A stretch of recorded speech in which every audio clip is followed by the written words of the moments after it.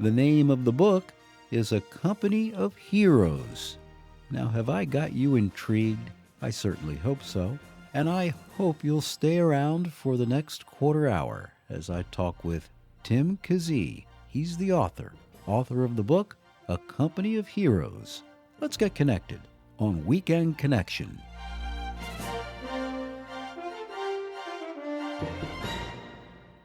Good afternoon. Welcome to Weekend Connection on the Bible Broadcasting Network. My name is Ed Phillips, and my guest today is an author by the name of Tim Kazee. He has authored a book just recently called A Company of Heroes, Portraits from the Gospel's Global Advance. Tim, welcome. Welcome to Weekend Connection. Thank you, Ed. Great to be here.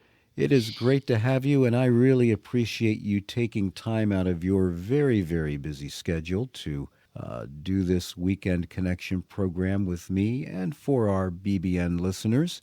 This book, when this came across my email, really intrigued me because, frankly, we just don't see a whole lot of books like this out on the market, period. And so I was really wanting to talk with you. But before we launch into the contents of the book and even the backstory of the book, how about a bit of a backstory on you, your growing up, and how you came to faith, Mhm. and let our listeners in on that? I grew up in Virginia, 10th generation Virginian. God blessed me with wonderful Christian parents.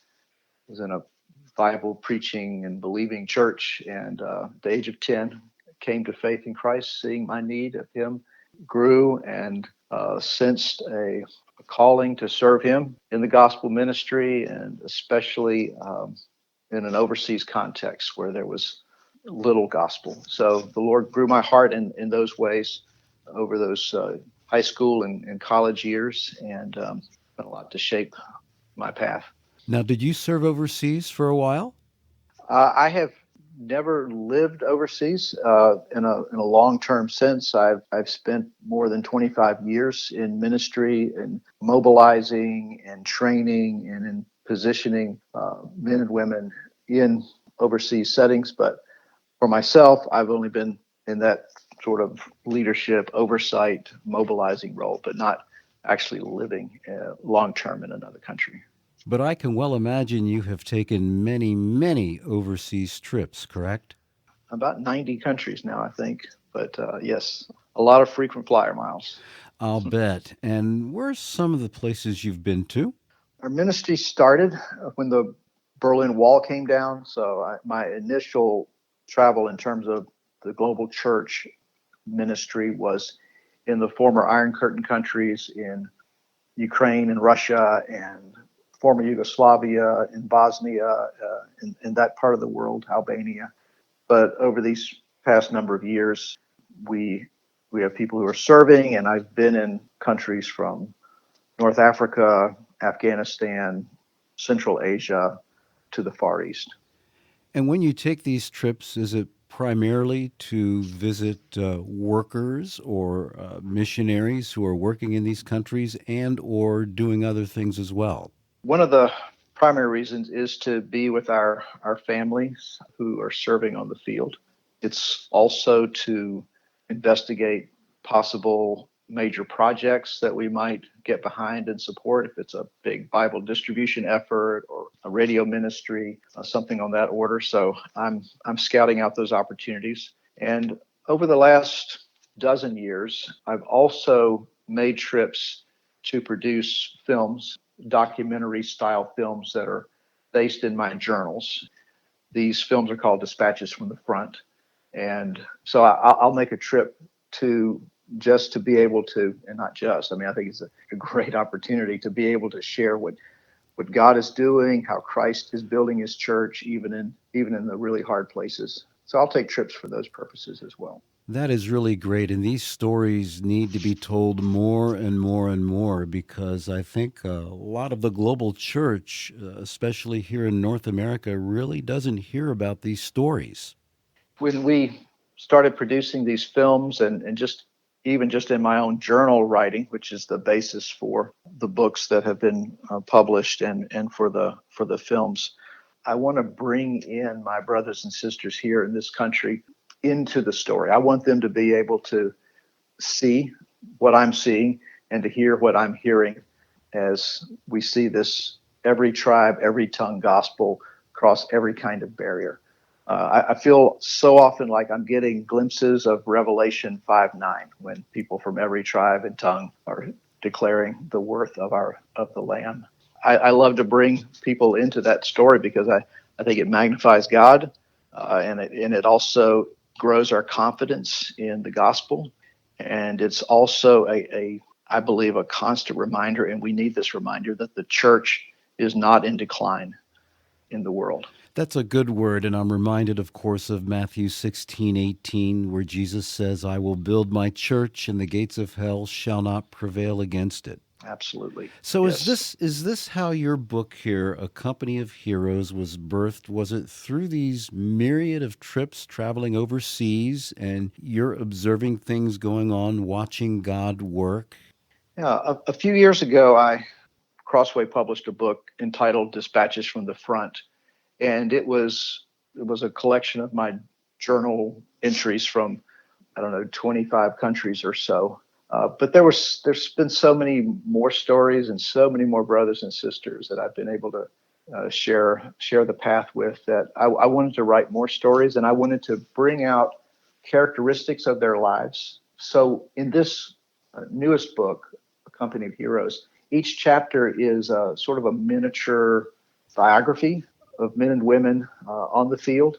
There are a few chapters about people from the past, but primarily about people today serving. And it's a way to point out aspects of their lives that I think point us to Christ, where we see whether it's how they face fear or extraordinary examples of endurance or compassion or gospel boldness. So it's an outgrowth of my journals from my experiences with people in the field. I was looking at your table of contents before our interview, and I was thinking to myself, my goodness, throughout not only modern day history, but history farther back, there are so many people you could have chosen. And I'm looking at the list here. For example, Samuel Zwemer, pioneer to the Middle East, Bahrain, and Yes. Jerusalem, and yet there are others, many of whom I've not heard of. And so, how did the Lord lead you to choose these? Let me see here, 17. Yeah, 17 chapters, and in each of them there may be a family that I'm highlighting or a number. For example, there's a chapter there about, it's called Shepherds. It's about pastors that have impacted my life. There are a number of people within each of those chapters, typically, but it's a very good question, and it was a tough call. I would say that one of the things that's important to me is to have some like physical connection to the person, even if it's a hero from the past, like Samuel Zwimmer. So I was in the Middle East, in the places where he served. I went to the hospital that he and his team founded in what 1902, I believe, and went and visited his daughter's grave. I tracked down where they were buried because there's a very poignant passage in his autobiography about the week in which he and his wife, their two daughters, passed away from an epidemic that swept through Bahrain. So I wanted to find these places and share that through my journal. While there's so many heroes from the past I love to write about, I based it on those that I had some kind of contact with from their experiences, so that I could bring the reader into the location. Now, I noticed chapter 5, A Hero in the Battle of Life, Carl Kazee. Is that your father? Yes, yes, that's about my dad.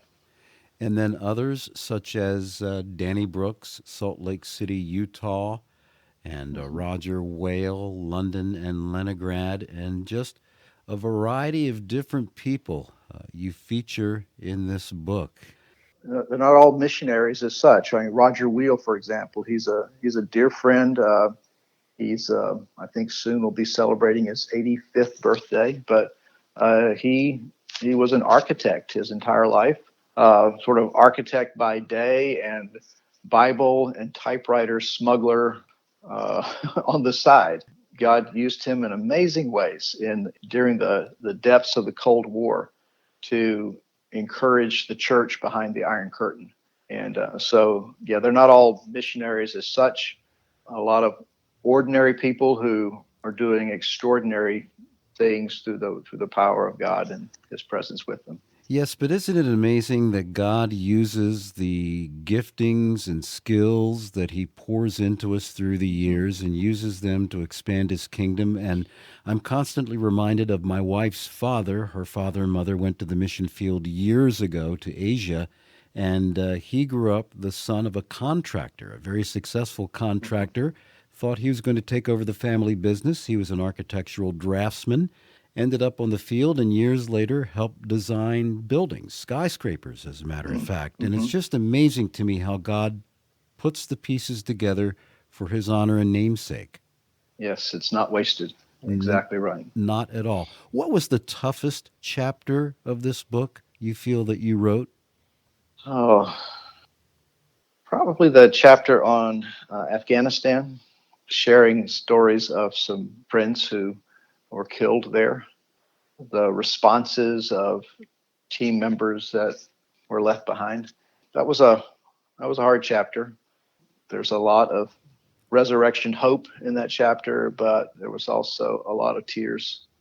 Yeah, those were difficult days. I'm sure. And what are your hopes and prayers for this book? How do you want to see God use this book in the lives of individuals and families and churches?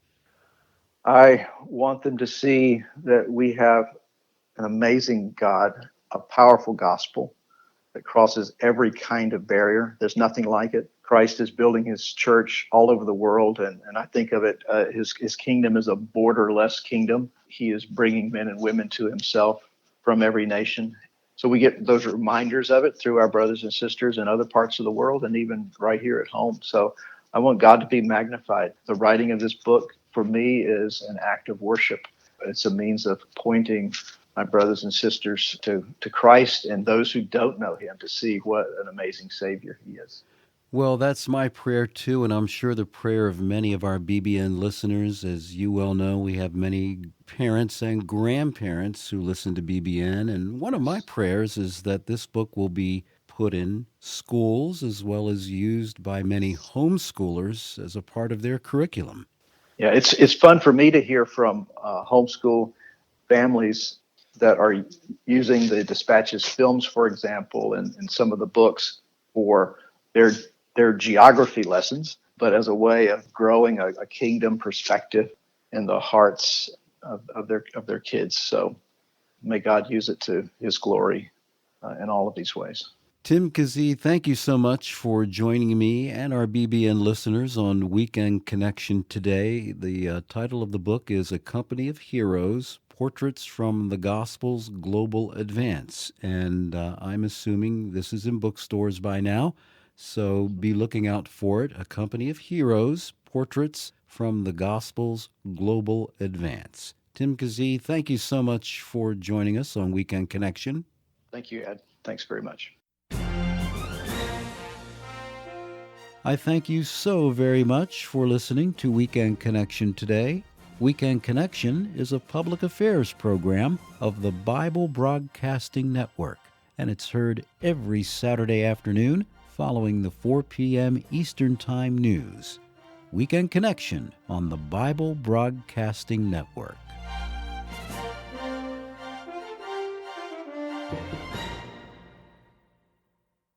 Thank you for listening to this feature, a production of BBN, the Bible Broadcasting Network. BBN provides 24-hour Christian programming, great Christian music, and Bible teaching. Listen to BBN by clicking the link in the description.